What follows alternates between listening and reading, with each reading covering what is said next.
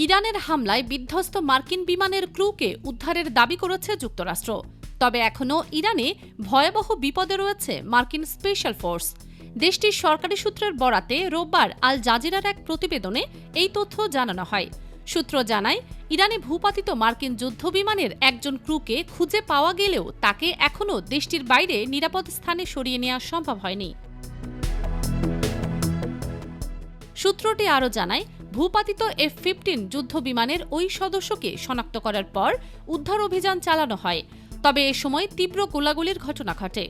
সর্বশেষ তথ্য অনুযায়ী উদ্ধার হওয়া ওই বিমান সেনা এখনও ইরানের ভেতরেই রয়েছেন। চলমান সংঘাতের কারণে তার এবং উদ্ধারকারী দলের জন্য ঝুঁকি এখনও রয়ে গেছে। তবে উদ্ধার হওয়া ক্রু নারী নাকি পুরুষ তা নিয়ে এখনও নিশ্চিত কোনো তথ্য পাওয়া যায়নি। এর আগে বিমানটি ভূপাতিত হলেও এর পাইলট নিরাপদে বের হন। তাকে উদ্ধারে অভিযান শুরু করে মার্কিন স্পেশাল ফোর্স। অভিযোগ উঠেছে, ওই পাইলটকে হত্যা করতে হামলা চালাচ্ছে যুক্তরাষ্ট্র। রোববার সামরিক সূত্রের বরাতে তাসনিম নিউজের এক প্রতিবেদনে এই তথ্য জানানো হয়।